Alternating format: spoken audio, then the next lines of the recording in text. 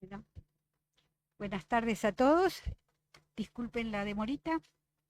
Bueno, soy Esther Romano y coordinadora de esta hermosa reunión y quisiera destacar que para la biblioteca Willy Barangé, que fue creada en el año 1942 para APA, resalta la presentación de libros. Y hoy tenemos el gusto de presentar El Edipo en cuestión, Freud, Lacan, el binarismo y su deconstrucción, publicada en letra viva por Laura Trota y con prólogo de Carlos Basch. Con su compleja temática puesta al día, este libro se suma a la colección más completa de literatura psicoanalítica de habla española, que también incluye muchos textos en sus idiomas originales. Con vuestro permiso, unos minutitos voy a hablar del contexto en cuanto a cuál es la función y la actividad de la biblioteca. En ese sentido, decir que la biblioteca guarda más de 35.000 ejemplares, que contienen 9.800 títulos de libros y más de 300 títulos de revistas científicas. La base de datos bibliográfica, la APA-PSI-BASE, posee más de 166.000 registros bibliográficos y su interfaz online recibe millones de visitas. En la biblioteca digital están los textos completos de la revista de psicoanálisis, las monografías del instituto, la videoteca que organiza la producción audiovisual de APA, sin dejar de constar el material audiovisual y textual de archivo, tanto psicoanalítico como institucional, que lo hace accesible al movimiento psicoanalítico latinoamericano. Es importante entonces ver el contexto en el cual este libro es presentado, y en este contexto en que circulan pluralidad de identidades sexuales, en que se cuestiona el patriarcado como garante de la individuación, este nuevo libro ya tiene asegurado trascender nuestras fronteras. Las fronteras, yo diría, del país y fronteras también del psicoanálisis. Bueno, en principio, la función que me corresponde es ir presentando a los comentadores. Tenemos el gusto de tener a María Angélica Pacheco y a Felipe Müller. Bueno, veamos cómo consideras, Nora, qué te parece más oportuno, con cuál de ambos iniciamos. Podría ser María Angélica. Voy a decir de María Angélica que es psicoanalista, miembro adherente de APA, también miembro de IPA-FEPAL, es docente en el Centro Blecher, docente en el Instituto Sigmund Freud Ambiapep de México. Muchas gracias. Gracias vos.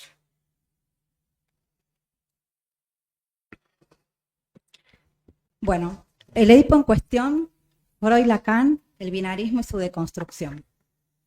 Laura, amiga, colega y compañera, te felicito y agradezco la confianza que depositaste en mí para compartir contigo este momento. También agradezco a la Comisión de Biblioteca y a sus integrantes por generar estos espacios. Cada acto de presentación pública de una producción escrita es un acto de celebración en psicoanálisis. Es una autorización ante los otros, evocando a Lacan. Por eso celebro, junto a todos los que hoy acompañan este acto simbólico, a compartir algunas pinceladas que me provocó la lectura de este libro, El Edipo en cuestión. Libro que invita a una lectura amena, placentera y rigurosa. Hoy Laura vuelve a presentar su libro. Y digo vuelve porque ya hubo otro momento en donde celebramos este acontecimiento. Y subrayo acontecimiento con todo el peso que esta palabra tiene. Pero en esta ocasión estamos aquí, en la Asociación Psicoanalítica Argentina, en un intento de contarles un poco sobre qué trata este libro. Destaco que una de las virtudes de este libro es que los capítulos de psicoanálisis fueron escritos para ser leídos por aquellos que no son psicoanalistas y puedan entender conceptos complejos y controvertidos de nuestra época. y que también por algún motivo fueron tergiversados. Pongo el acento en esta línea porque cuando fui convocada para este encuentro, el argumento de Laura fue un comentario que le hice en mi primera lectura del libro. Le dije: Lau, tu libro es el inicio de un movimiento. ¿Qué habré querido decir? Tal vez algo pueda responder Muriel Rukeyser cuando dice, y les voy a leer cómo Laura inicia su libro antes del prólogo. Dice, el poema se llama Mito. Mucho tiempo después, Edipo, viejo y ciego, recorrió los caminos. Sintió un olor familiar. Era la esfinge. Edipo dijo, quiero hacer una pregunta. ¿Por qué no reconocí a mi madre? Diste la respuesta equivocada, le dijo la esfinge. Era la única respuesta acertada, respondió Edipo. No, dijo ella. Cuando pregunté, ¿qué camina en 4 patas a la mañana?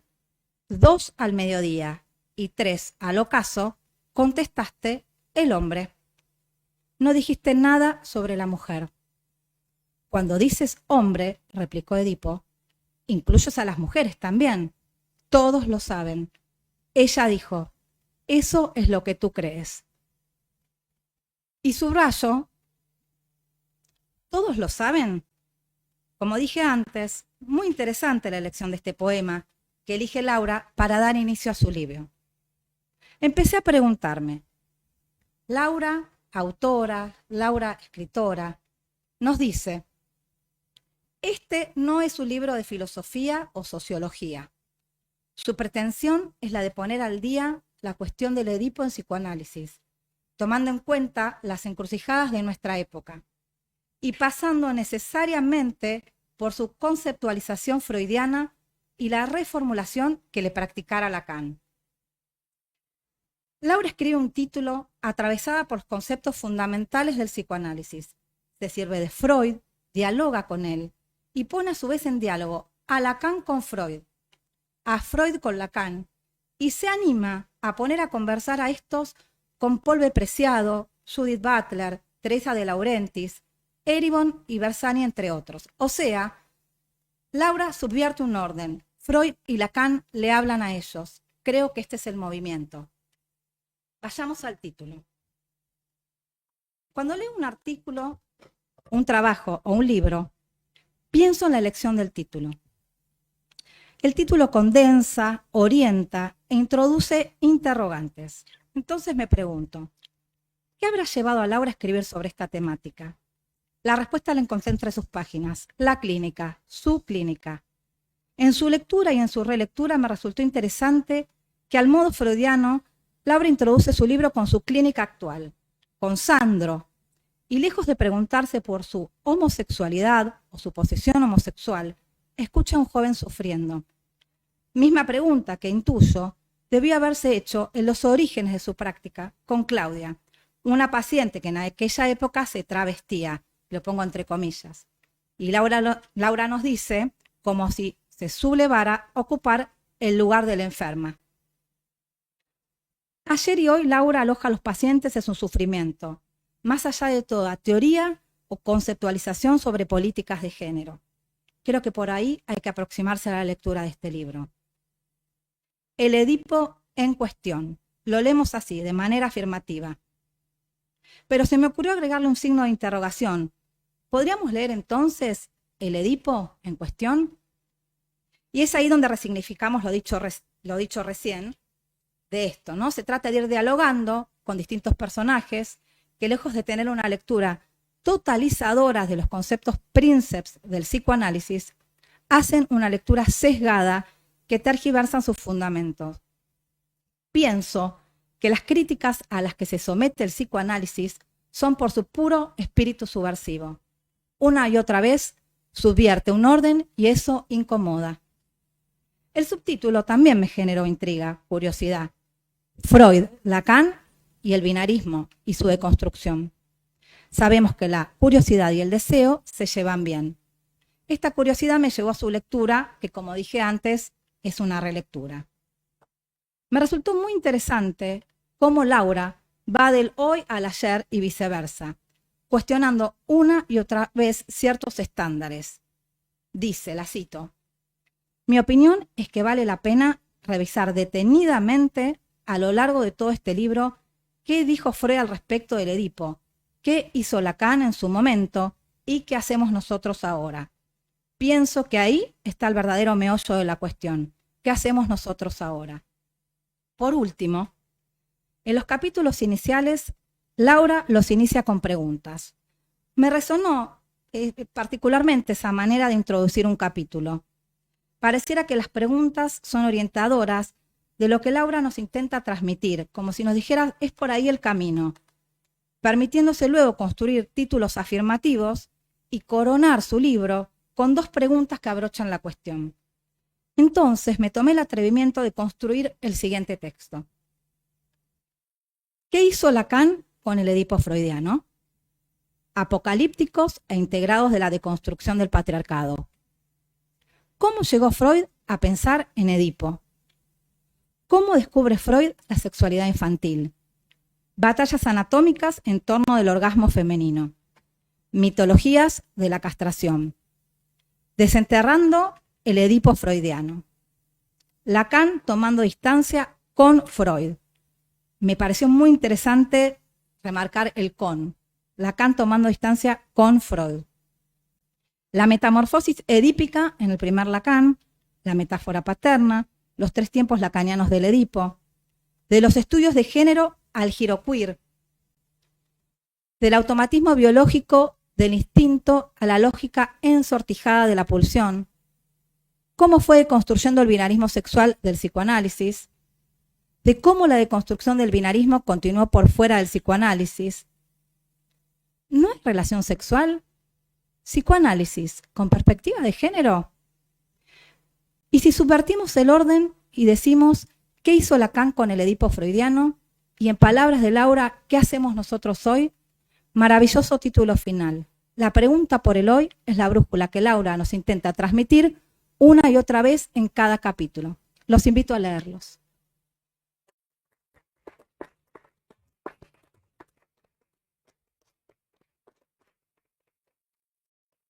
Muchas gracias María Angélica, brillante tu comentario. Bueno, ahora le vamos a dar la palabra al doctor Felipe Müller, psicoanalista, miembro adherente de APA, miembro de IPA, FEPAL, doctor en psicología de la New School of Social Research de la ciudad de New York, investigador del CONICET. Le damos la palabra.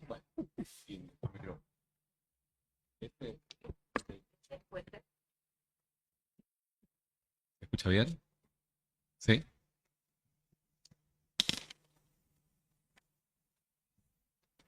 Bueno, buenas noches. Lo primero que quiero hacer es agradecerle a Laura la invitación de presentar un libro aquí en la Asociación Psicoanalítica Argentina. Hace muchos años que no participo de actividades acá y es realmente un gusto volver a hacerlo de la mano de la presentación de un libro así. Lo segundo que quiero hacer es felicitar a Laura por el libro. Primero, y haciendo referencia a cuestiones de estilos, se trata de un libro que está muy bien escrito. Se ocupa de temas que son muy complejos y los aborda de una manera clara, pero no por eso simplificada. Es la escritura de alguien que sabe ejercer la docencia, que se preocupa por la transmisión del tema que aborda, y el estilo del libro ayuda en mucho a lograr lo que se propone. En segundo lugar, y ya ocupándome del tema del libro y de cuestiones de contenido, diré que a grandes rasgos el libro responde a una pregunta muy general, que uno puede articular a partir del conjunto de rechazos, de objeciones, de fuertes cuestionamientos a ciertos conceptos del psicoanálisis, que provienen de los aportes de autores feministas en sus distintas versiones, clásico, de la nueva generación, radicalizados, etc. La pregunta general es esta. ¿Puede el Edipo de Freud y el Edipo de Lacan contribuir a reforzar categorías de identidad sexual que han generado y continúan generando dolor, exclusión, marginalización y limitaciones en el acceso al goce en aquel conjunto de grupos cuya sexualidad no se ajusta a los parámetros establecidos por una heterosexualidad dominante? Esta es una pregunta fundamental, porque apunta a un cuestionamiento severo, ético, teórico, práctico, a todos los psicoanalistas. Siguiendo con mis apreciaciones, me parece que es un libro lúcido, ya que los rechazos y objeciones que provienen de referentes feministas o de grupos LGBT+ o más, y que se le hacen a la teoría psicoanalítica, no son sencillas, y el trabajo de Laura se ocupa de atenderlas, presentarlas y explicarlas.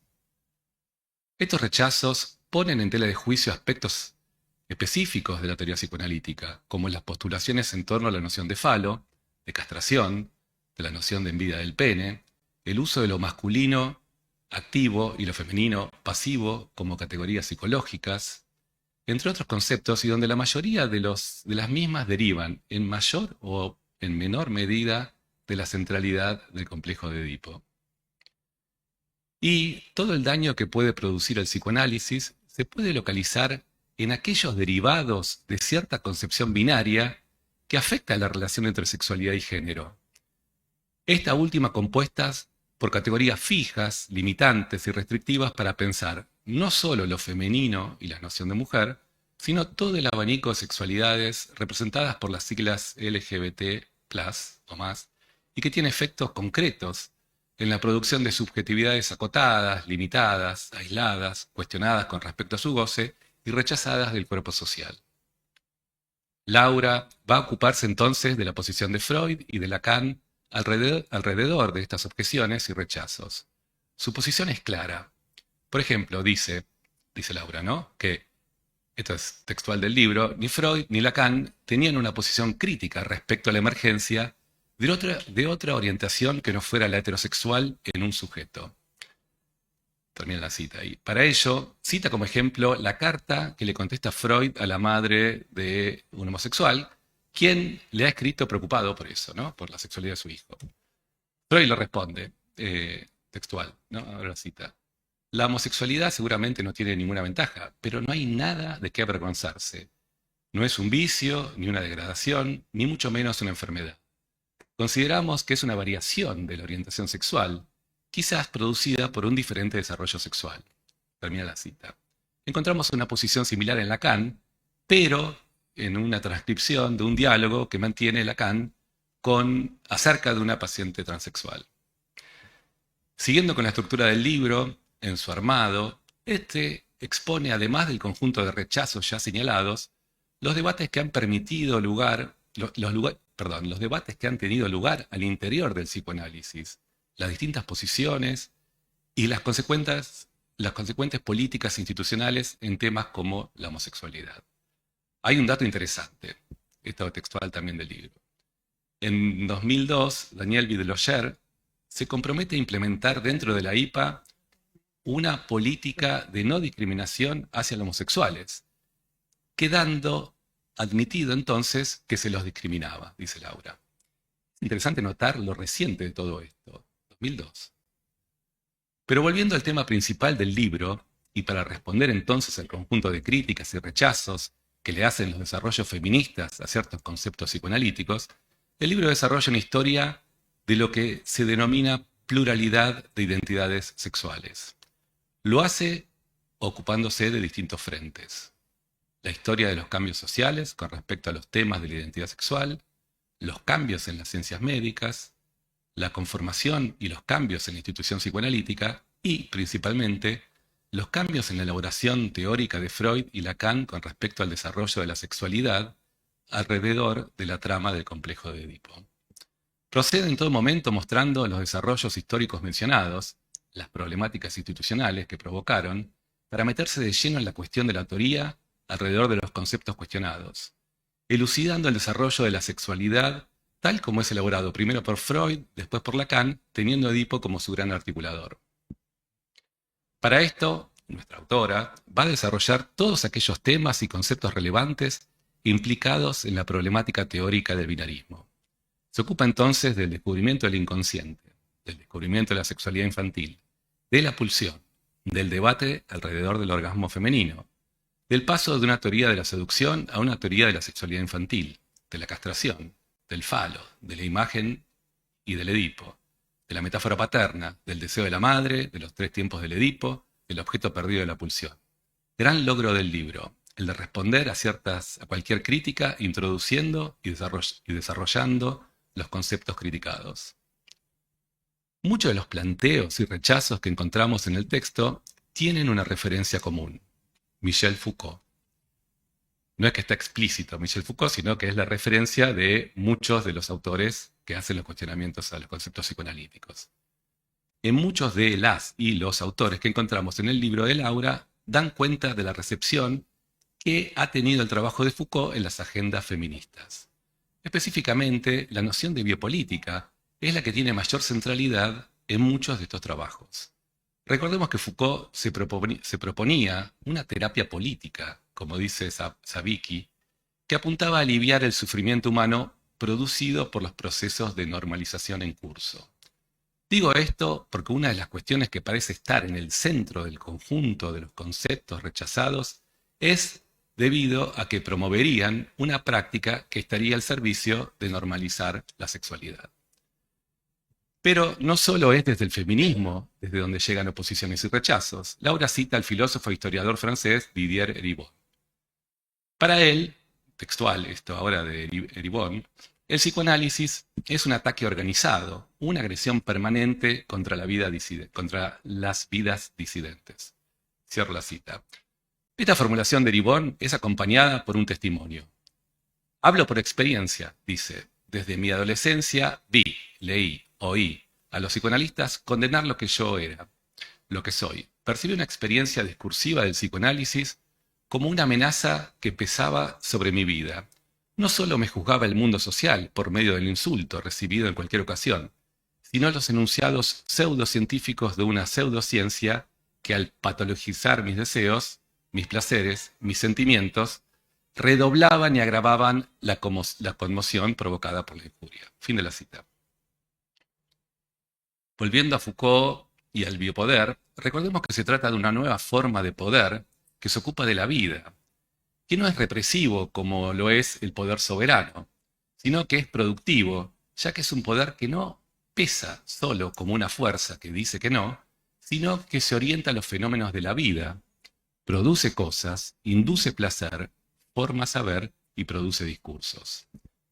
Es un poder que hay que pensarlo como una red productiva que atraviesa todo el cuerpo social y que se desarrolla por medio de 2 polos. El primero de ellos, en desarrollarse, Foucault lo denomina anátomo-política del cuerpo humano.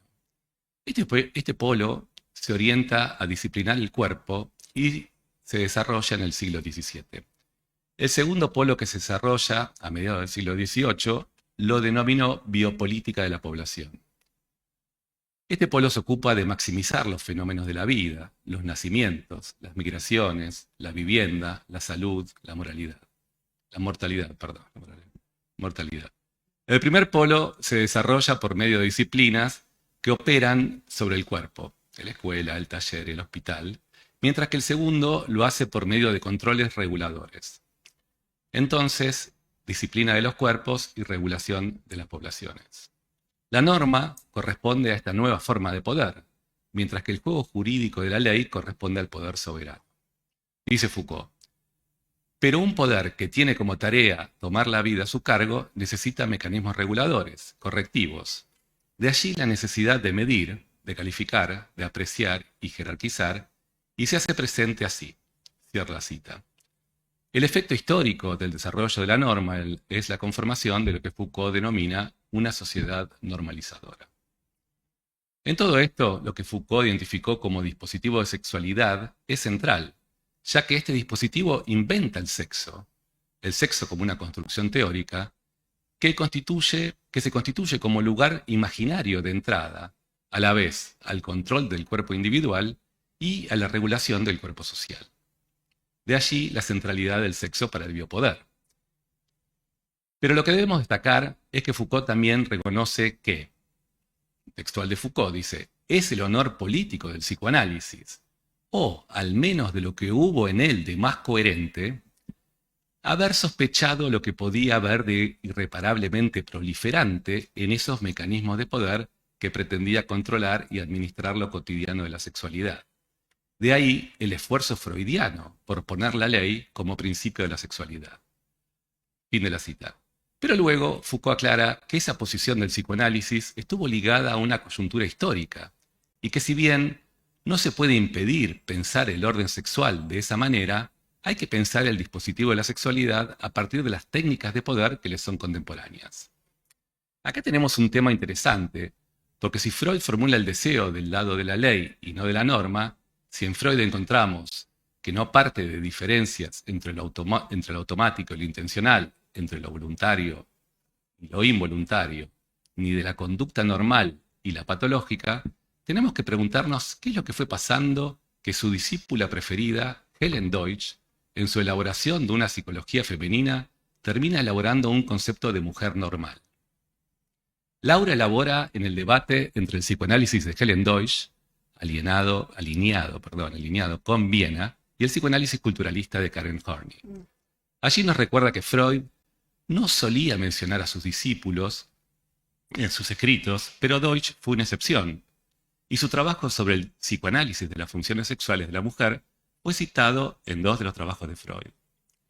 En un trabajo posterior a la muerte de Freud, La psicología de la mujer, Deutsch reforzaba la idea de una universalidad de las identidades fundamentales, femenina pasiva, masculina activa, aunque al mismo tiempo que aceptaba posibles variantes culturales a este postulado, reforzaba la idea de una naturaleza femenina. Los rechazos feministas a la noción de una feminidad normal o una mujer normal son bien desarrollados por Laura. Será interesante observar cómo se da ese desarrollo que contiene ideas de normalidad. Habrá que ver si ese comentario que hace Foucault sobre pensar el dispositivo a partir de las técnicas de poder que le son contemporáneas da en la tecla o no. Por un lado, parece responder a una demanda de normalidad propia del biopoder, pero a la vez, la medida que establecería la norma no viene de la estadística, sino de resabios de un recurso naturalista. Foucault plantea que las fuerzas que se resisten a ese poder normalizador se van apoyando en lo mismo que ese poder invade, y esos son los cuerpos y la vida. Por ejemplo, si la reproducción y la natalidad son temas del biopoder, el cuerpo de la mujer y el derecho al aborto aparecen como el campo de batalla en donde se despliegan esas resistencias. Ligado a esto, las categorías que hacen al binarismo serían parte de esa misma lucha. En ese sentido, cuando vemos el conjunto de rechazos al psicoanálisis, es necesario preguntarse si pueden pensarse como formas de resistencia al biopoder. Y tendremos que preguntarnos nosotros, los psicoanalistas, en qué momento el psicoanálisis es capaz de actuar como un agente de esta nueva forma de poder. Para comenzar a cerrar, me parece que Laura encuentra una respuesta bien clara al conjunto de críticas y rechazos en el ultimísimo Lacan, donde lo que encontramos desarrollado son las posiciones sexuadas, que, como desarrolla Laura, son posiciones que no tienen que ver con un llegar a ser, sino con, esto es textual de Laura, un más o menos inestable semblantear. Esto es importante porque se diferencia de cualquier psicoanálisis esencialista. Sobre el cierre del libro, Laura encuentra en Judith Butler, quien sabemos se apoya en lecturas de Foucault, Lacan y Derrida, así como en Searle y en Austin, a una autora que se deshace de la categoría restrictiva de género para dar lugar, por un lado, a una perspectiva móvil del mismo y, por el otro, a que esa perspectiva móvil se apoya en el testimonio. Todo esto, agrega Laura, está muy en sintonía con la lectura del último Lacan y su formulación de las posiciones sexuadas. Este último capítulo parece pasar de los debates y los rechazos a una forma de feliz convivencia. Me parece que estamos ante un libro necesario. Nos pone las cosas en su lugar. Me da la impresión que Laura ya había pensado ese punto de llegada, este último capítulo que mencionaba, antes de pensar su punto de partida. En el recorrido muestra el conjunto de críticas y rechazos, los que le sigue una presentación e introducción a esos conceptos rechazados, que con una muy buena introducción parece responder a los cuestionamientos. Quizás podemos pensar que el libro procede metódicamente como una forma de terapia conceptual. En ello, las críticas sobre el binarismo serán un despertador para cierto psicoanálisis apoltronado, pero al mismo tiempo serán, mayormente, el resultado de una lectura ligera o poco profunda o descontextualizada de los conceptos que el libro va introduciendo. Para terminar, me parece que el libro fue pensado y escrito en otro tiempo. Se puede decir así.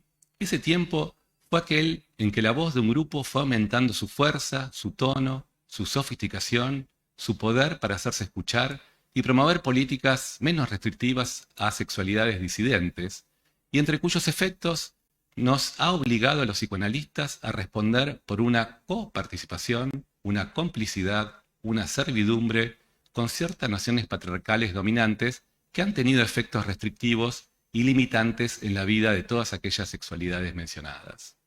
Hoy, como si estuviésemos en una pesadilla bizarra, las políticas de género comienzan a ser vapuleadas, burladas, sus dispositivos desmantelados y comienza una nueva etapa. Creo que el libro de Laura nos va a ayudar a lograr mayores niveles de lucidez en todos estos asuntos que se vienen. Bueno, muchas gracias y felicitaciones, Laura.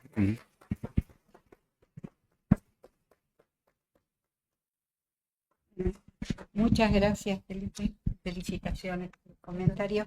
Y bueno, sería ahora momento en que Laura podría acompañarnos. Aquí estamos.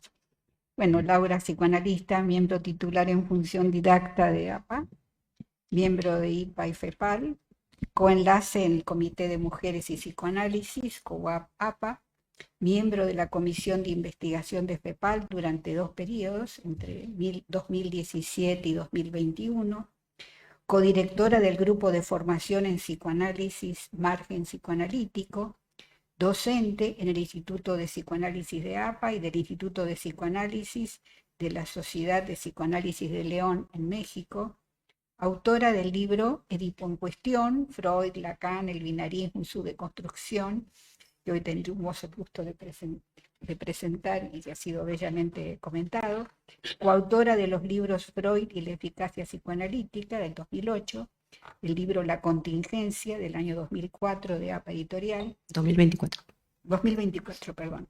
Autora de artículos en revistas de psicoanálisis de APA, La Época, APA Online y diversas publicaciones psicoanalíticas. Te dejamos. Bueno, muchas gracias. Bueno, buenas tardes a todos. Le quiero agradecer a la Comisión de la Biblioteca de APA, a su directora, Alicia Lagarrigue, la organización de esta presentación, a los excelentes comentarios de queridos colegas y amigos Felipe Müller y Maru Pacheco, a Esther Romano por la presentación y a Nora Revere por la conducción de la actividad. Y muchísimas gracias a todos los colegas y amigos que se acercaron hoy en forma presencial y los que están en las redes. En el último congreso de FEPAL en Río de Janeiro presenté un trabajo sobre este libro y compartí la mesa con una colega de Brasil. Y ella comenzaba su trabajo diciendo algo así: ¿cómo puede sentirse una mujer en 2024 al leer la conferencia 33 de Freud, La feminidad?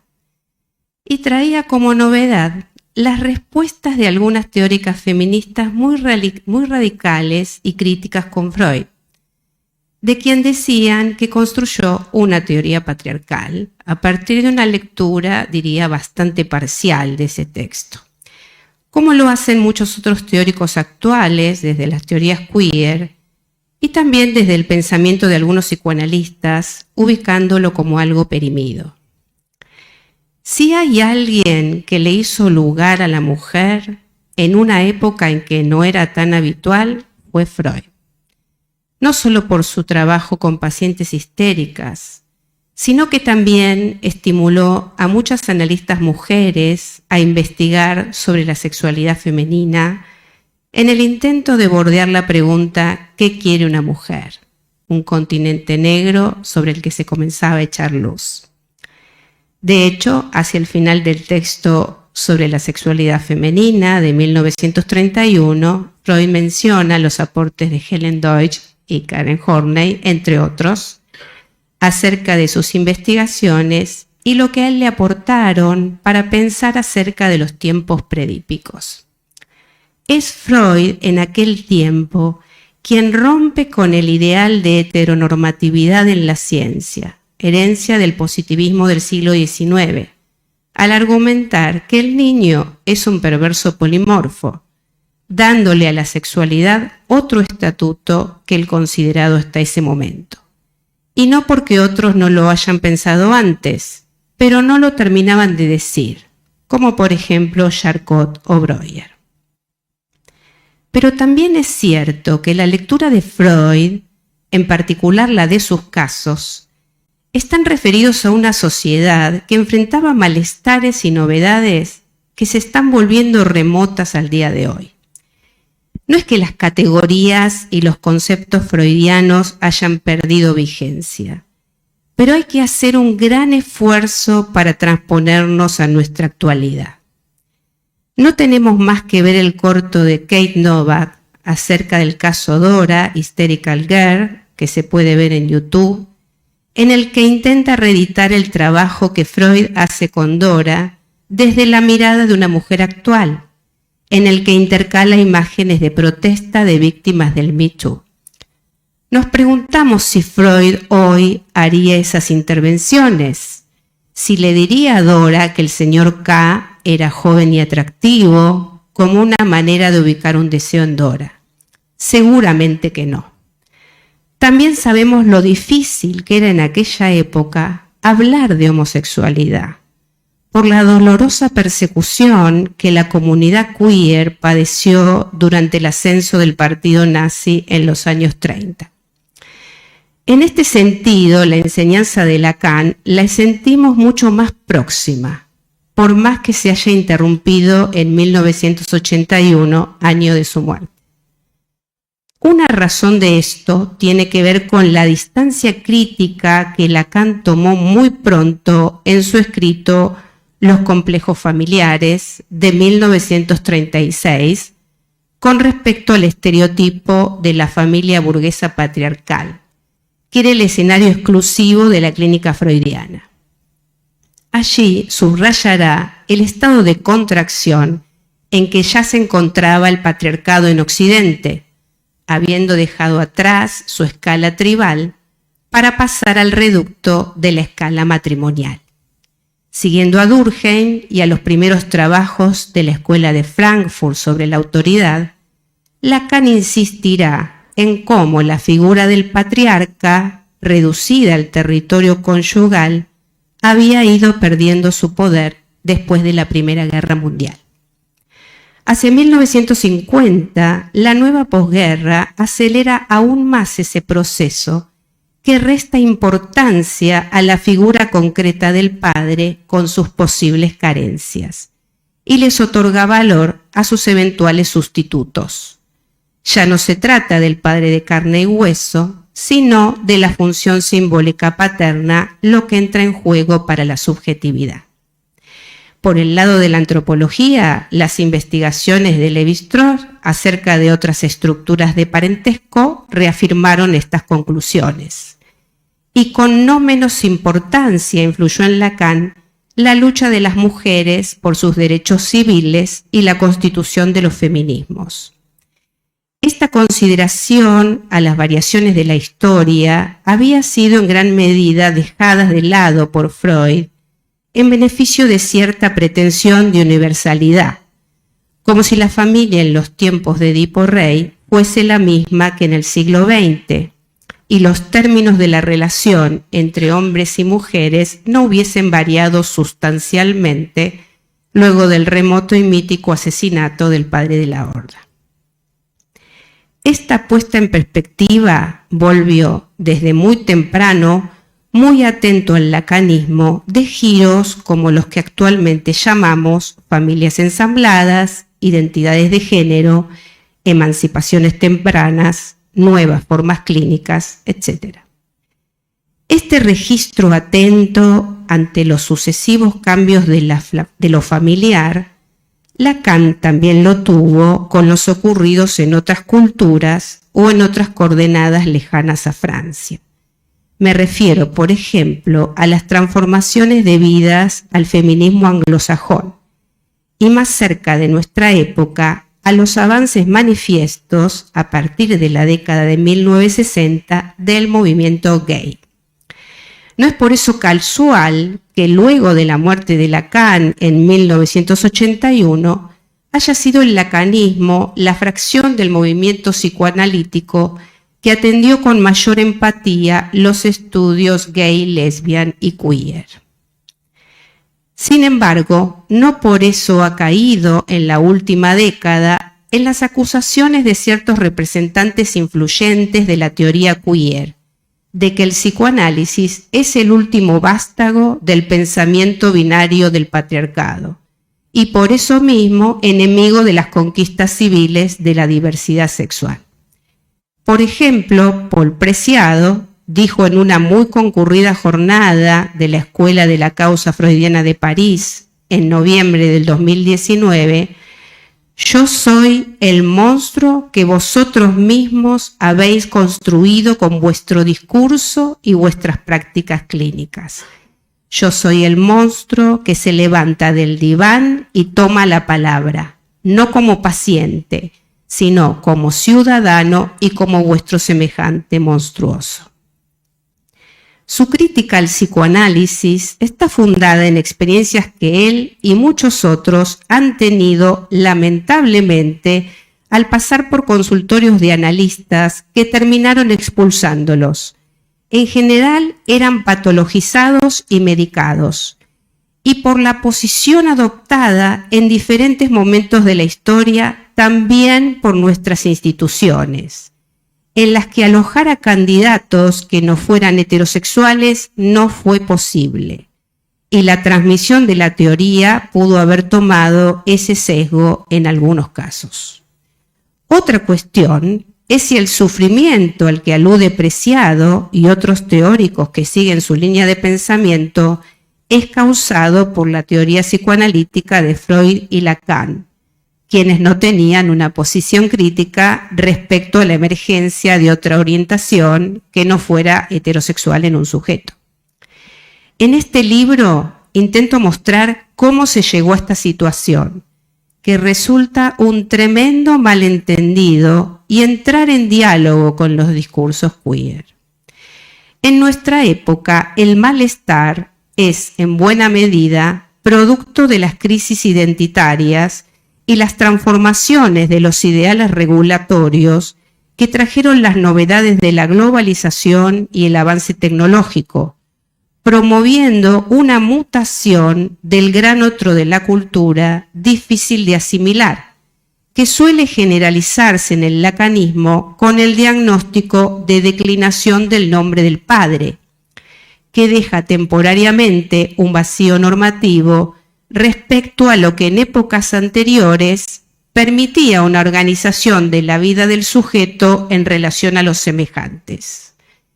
Pero esta nueva realidad social realmente cuestiona la teoría del complejo de Edipo y hace peligrar la vigencia del psicoanálisis. Considero que no, y en este libro encontrarán mis argumentaciones al respecto. A partir de este siglo pueden llegar más fácilmente a los consultorios de los analistas las llamadas diversidades sexuales.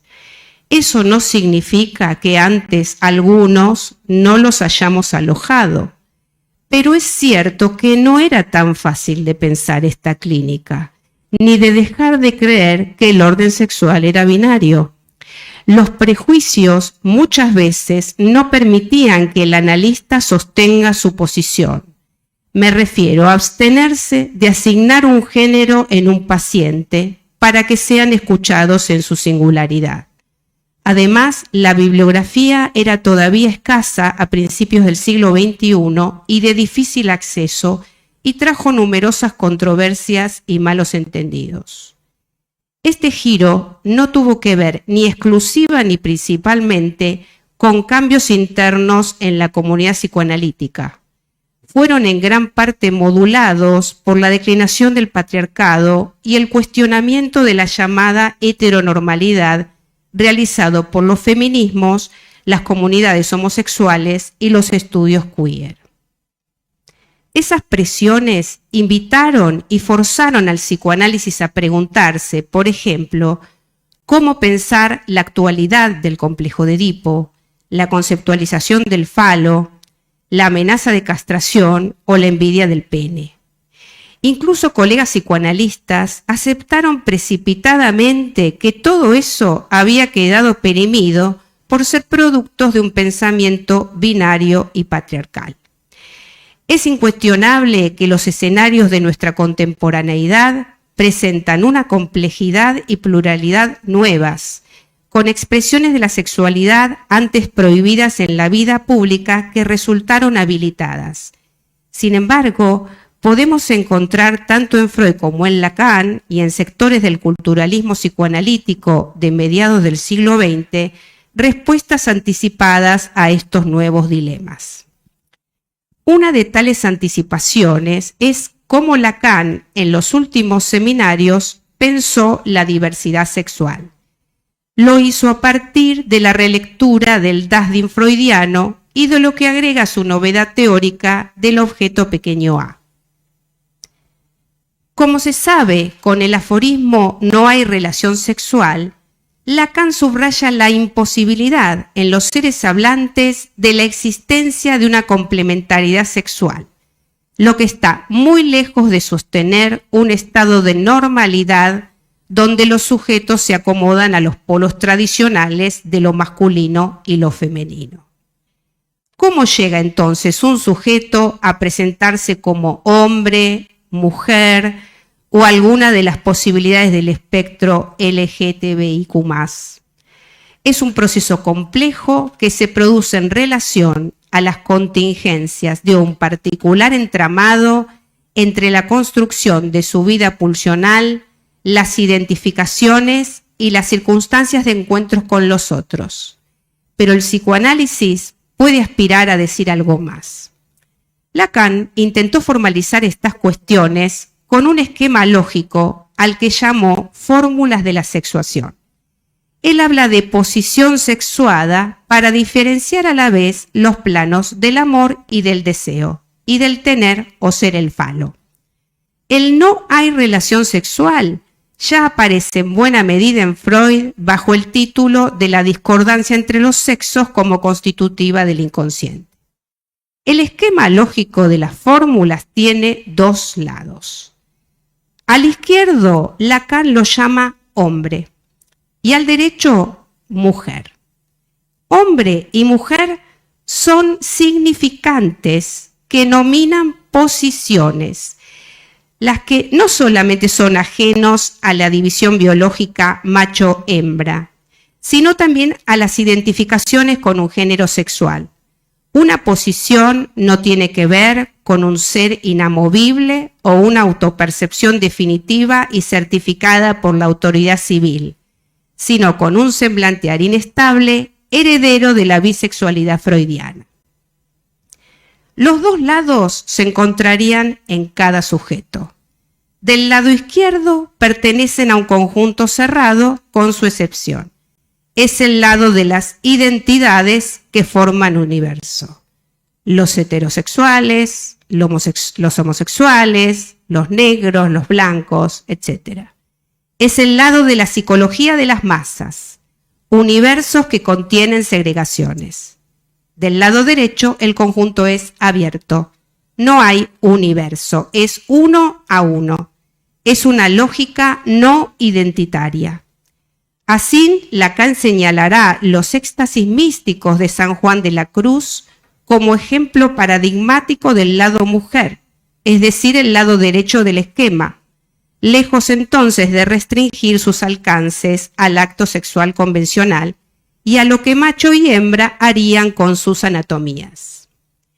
Esta fue su manera de responder al reclamo de algunas posiciones feministas de fines de los años 60 y comienzos de los 70, en particular las del movimiento de liberación de las mujeres y de algunas psicoanalistas francesas como Lucy Irigaray y Julia Kristeva, quienes tenían una visión crítica respecto de la tesis freudiana del falocentrismo. En Freud, en cambio, no hay formulaciones tan explícitas. Por eso, sin mayores forzamientos, muchas feministas lo acusaron de binarismo.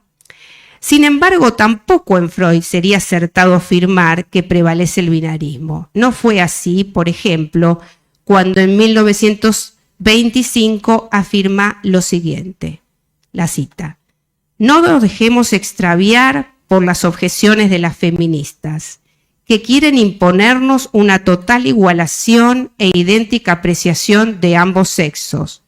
Pero sí concedamos de buen grado que también la mayoría de los varones se quedan muy a la saga del ideal masculino, y que todos los individuos humanos, a consecuencia de su disposición constitucional bisexual y de la herencia cruzada, reúnen en sí caracteres masculinos y femeninos, de suerte que la masculinidad y feminidad puras siguen siendo construcciones teóricas de contenido incierto". Como ven, un binarismo que Freud mismo cuestiona.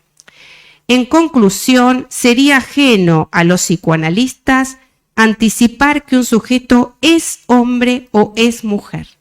En todo caso, más allá de su anatomía, un sujeto tendrá que convivir con la diferencia del otro y la alteridad de su goce. Por último, quiero agradecer a Diego Baracat, bibliotecario de APA, por su colaboración en la búsqueda de material bibliográfico, a Carlos Bach por la escritura del prólogo y a Jorge Baños Orellana la contratapa, colegas a quienes valoro muchísimo. Y finalmente a mi familia por su amorosa compañía durante la escritura de este libro. Muchas gracias.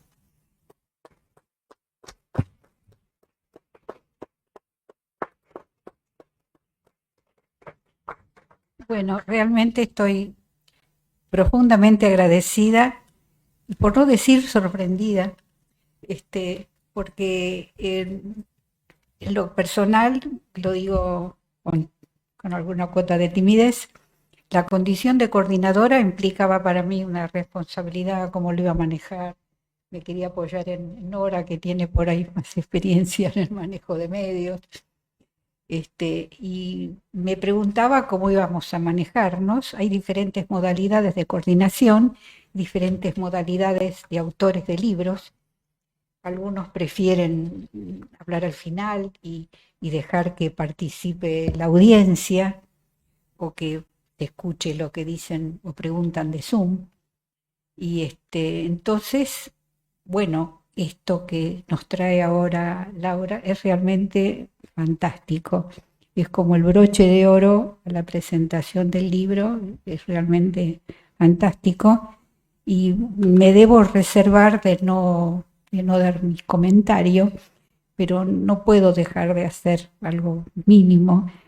Y es decir, que desde la lectura del libro y de escucharte y de la riqueza tuya, bueno, por un lado me autofelicito de haber sido jurado en el premio Cárcamo, en la cual tuvimos el gusto de que fueras premiada, y realmente orgullosa de tener una compañera, una colega NAPA de tu nivel, con una capacidad investigativa de buscar elementos conceptuales y pelear con ellos en todos los niveles, a nivel teórico, a nivel clínico, a nivel técnico. Además, no dejó títere con cabeza, porque de alguna manera hay elementos que tienen que ver con, yo diría, la erudición, la riqueza en las búsquedas, pero en la cual había diferentes categorías, que es lo que me sorprendió durante la lectura del libro y ahora también escuchándote,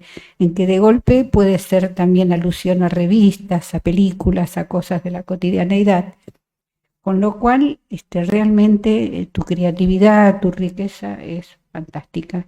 Y bueno, no me queda más que felicitarte y invitar a ver, yo veía caritas, sonrisas, gestos de asentimiento, colegas, amigos de la casa, muy amigos y muy ligados a estos estudios. Y le invitaría a que unos minutos puedan algunos expresarse. Yo te veo a Adolfo por ahí o alguien de los que me han estado mostrando su simpatía, si quieren decir algo, y después veríamos desde las redes. tenemos un tiempo y hay algunas cuestiones que mantengo cierto suspenso, que no lo voy a decir todavía, pero así que los que tengan que decir algo o quieran decir algo están invitados. Te invite.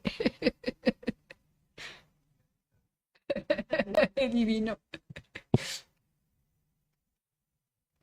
Lo que voy a decir, ya te lo anticipé, bueno, te mandé, el libro es muy complejo, es un libro para estudiar, y yo ya armé un grupo de estudios, pequeño, donde vamos a estudiar tu libro, sobre todo, pero lo que yo siempre digo cada vez que me toca hablar del Edipo, que ha sido una idea no feliz de Freud, de haber denominado esa función tan importante como Edipo, lo cual llevó a medio mundo y al mundo psicoanalítico a tomar el lado de la historieta esta, y entonces el campo de lo imaginario se extendió terriblemente y se perdió la idea de Freud, que primero privadamente lo llamó el complejo del padre y después el núcleo principal de las neurosis. Eso quería agregarte, digamos, una pequeña pincelada a tu gran libro. Muchas gracias. Gracias, Adolfo. Yo no alcanzo a ver quién levantó la mano por ahí. ¿Alguien? ¿Tú qué estás asintiendo? Hola. Bueno, buenas noches. Un placer estar acá. Yo te interrumpo. Como esto va a estar grabado, Ujú. y yo no lo tomes a mal, por ahí puedo no reconocer algunos rostros y nombres. Cuando hablan, si pueden dar el propio Sí. nombre, así queda en la grabación. Nicolás Giró desapareció hace 5 años de APA, y hoy vuelvo a pisarla, con una emoción de ver que este libro que esta colega amiga con tanta dedicación ha escrito, genera una resonancia que tiene denominadores comunes, que son generosidad, la capacidad de poner en términos sencillos quizá lo que se nos resulta tan complejo a veces en lecturas de Freud, de Lacan, de todos aquellos que arremetieron contra estos muchachos.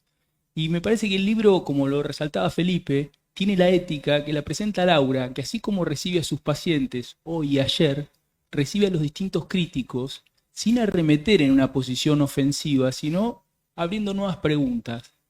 Siempre que vengo a APA me pregunto qué me voy a llevar de nuevo. Hoy me llevo una combinatoria de 4 palabritas, que es un semblantear inestable, fruto de la herencia de esa bisexualidad freudiana. Así que bueno, gracias. Gracias vos por tu contribución.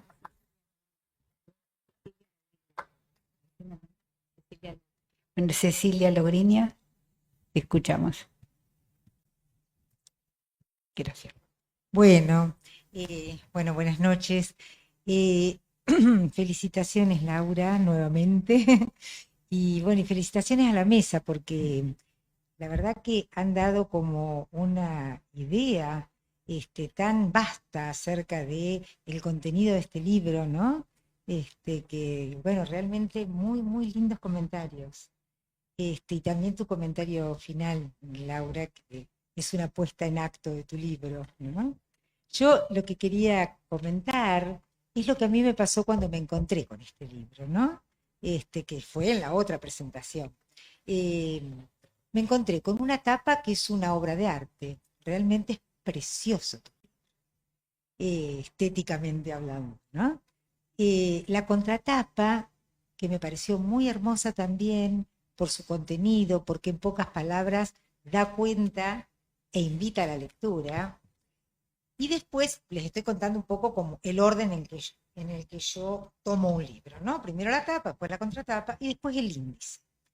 Qué bárbaro, Maru, que lo leíste, que trajiste el índice, porque la impresión que yo tuve fue como cuando uno llega a una fiesta y se encuentra con una mesa con un montón de platos ricos, y uno dice, ¿qué hago con esto? ¿Y cómo hago, no?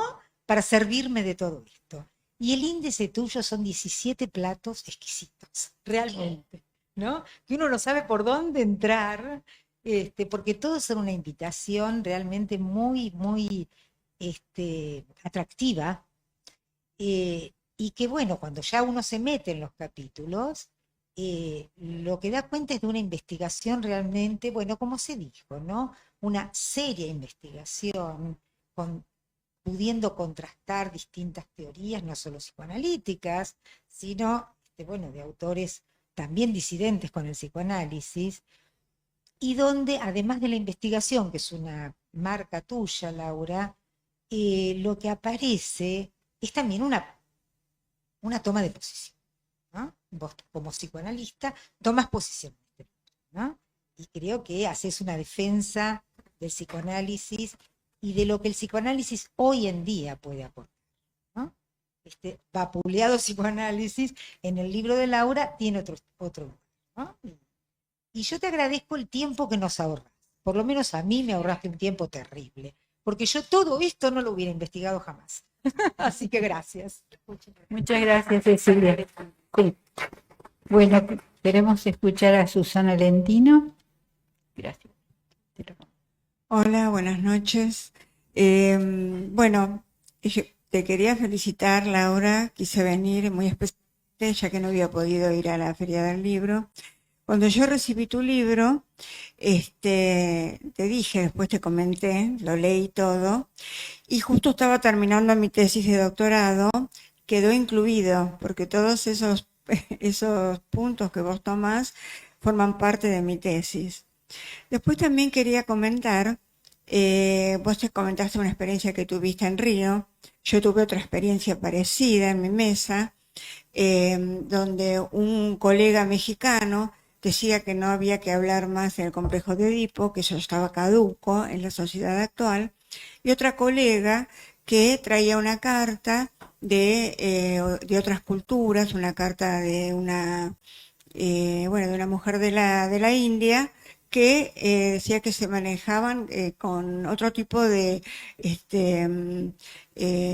parentalidades, ¿no? Con otro tipo de no me sale la palabra, de lazo, ¿no? En la familia. Y yo no sé, me di cuenta, y me di cuenta también en toda la investigación, todo lo que vos ponés, y la investigación que yo fui haciendo, la poca profundidad con que muchos han leído a Freud, y a Lacan ni que hablar, y también con los errores de traducción que hay, ¿no? Sobre todo en 3 ensayos. En el primer capítulo tiene unos errores de traducción aberrantes. Ya empezar con las aberraciones sexuales ya está mal, ¿no? Y hay algo que no se termina de entender en la cuestión del padre, de lo patriarcal y todo eso, algo que incorporó Lacan y que me parece fundamental, y que el padre es una metáfora. No es el papá de la familia, el papá, la mamá, el hijo. Es una metáfora. Y también que puede haber un Edipo sin padre también, dice Lacan, ¿no? O sea que me parece muy valioso que muchos psicoanalistas lean tu libro, porque haces un recorrido profundamente psicoanalítico. Bueno, felicitaciones a la mesa, a los comentadores. Bueno, un beso. Muchas gracias, Susana.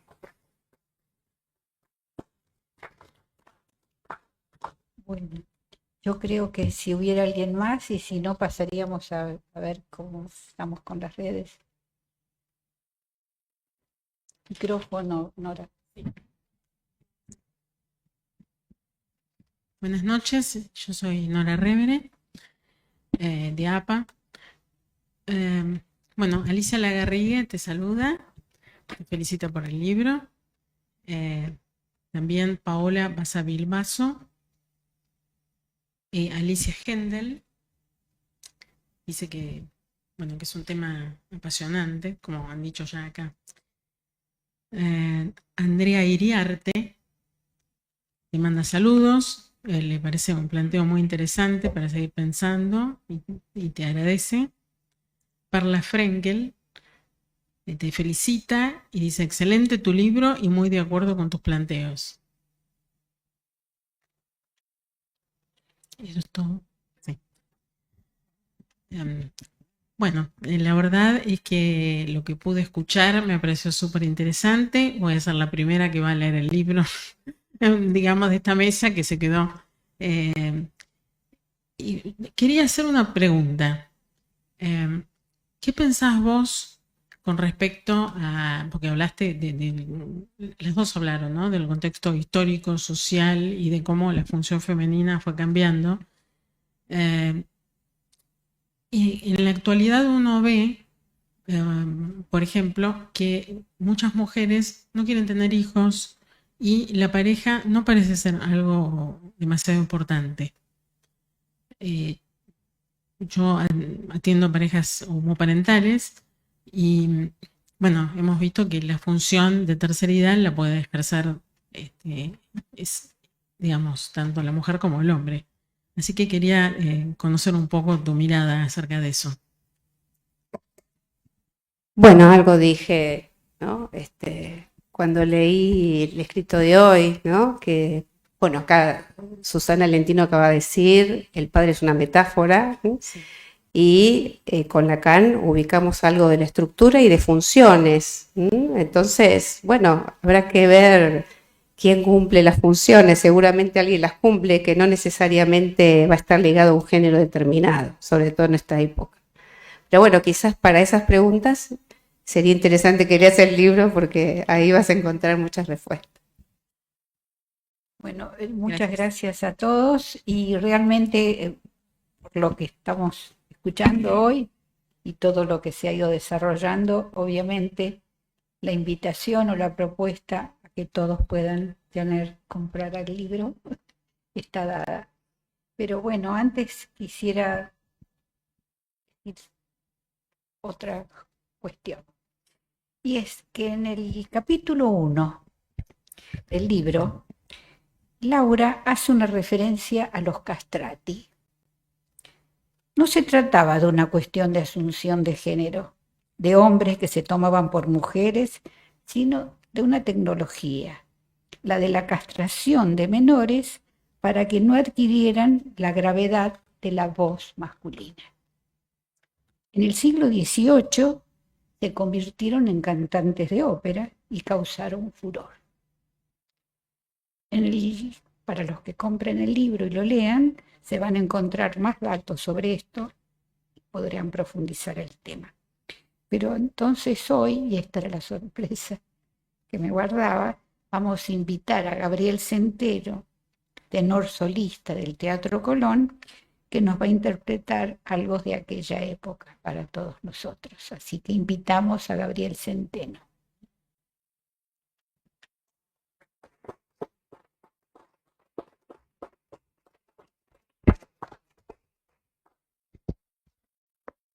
Bueno, muy buenas noches a todos.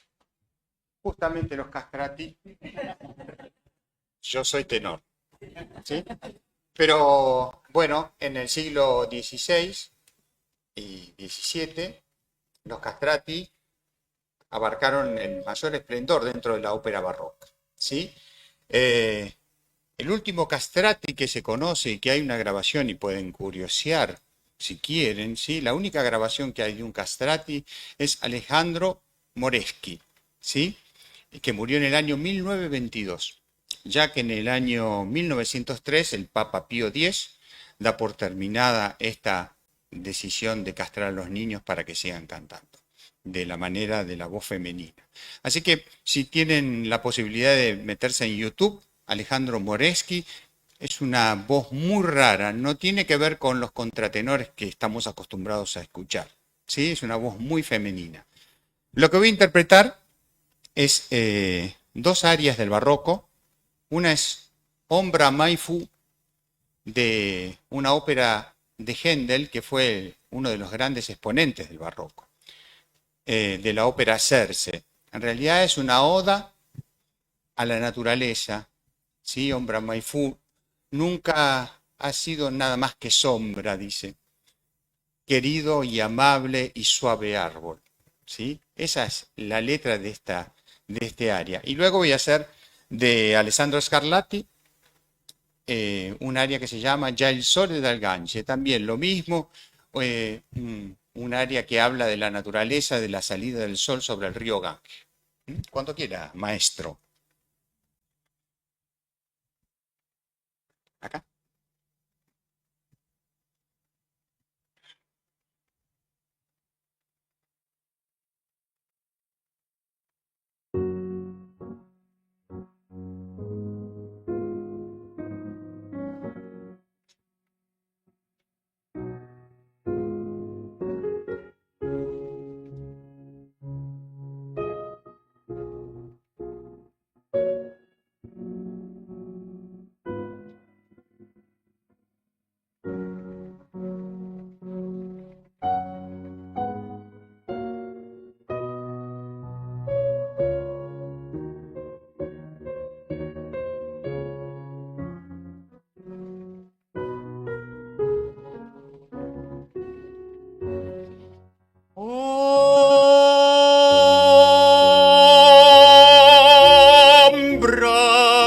mai fu.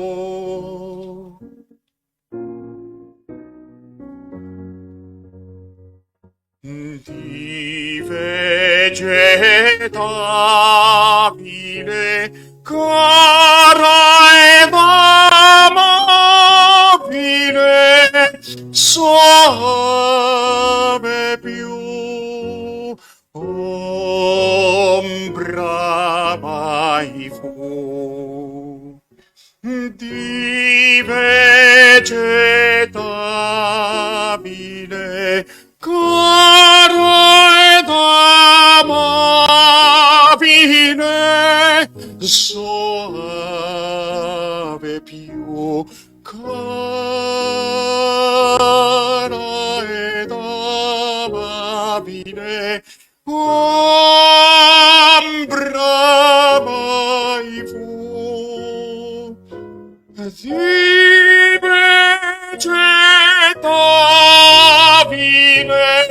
cara ed amabile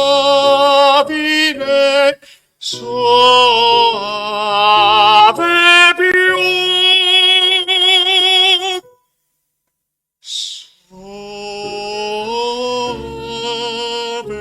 soave più.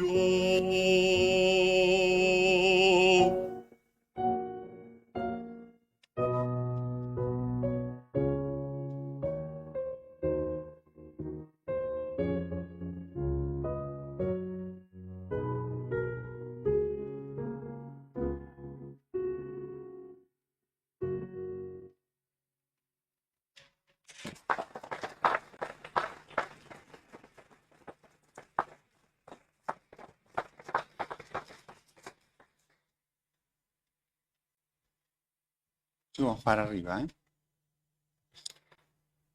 Già il sole dal Gange. Vamos, maestro.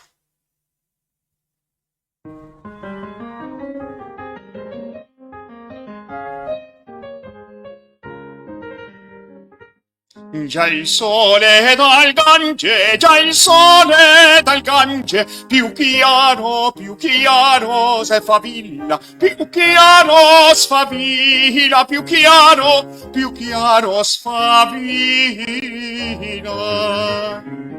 E te regioni stilla dell'alba che piange, dell'alba che piange, dell'alba che piange, dell'alba che piange.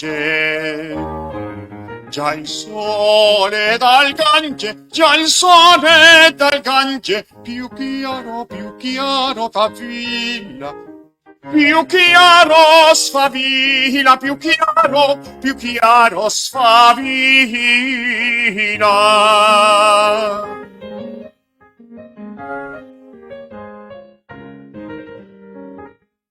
Col raggio dorato, ingemma ogni stelo, ingemma ogni stelo.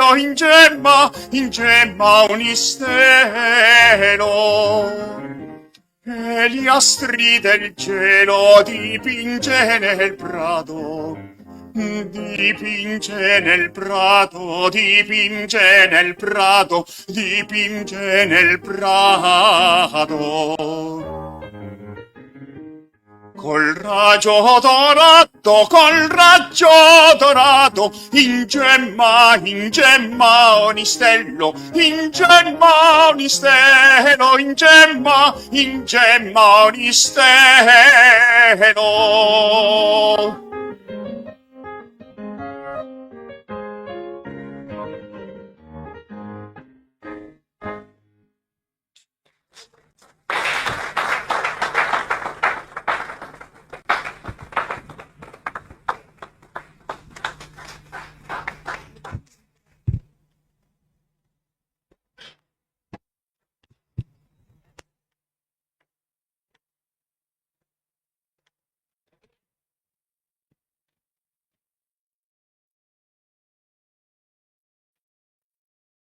Bueno, les quiero agradecer a todos por haber estado acá. Hay grandes amigos, colegas, familia Les quiero agradecer a Felipe y a Maru sus lecturas del libro, realmente fueron un gran aporte para mí. Y bueno, las preguntas que surgieron y los comentarios, hay varios acá que han leído el libro incluso varias veces, se los agradezco. Y bueno, me voy a seguir pensando y muy agradecida de haber podido presentar mi libro en esta casa a la que todos los que estamos acá le debemos tanto. Bueno, muchas gracias a todos.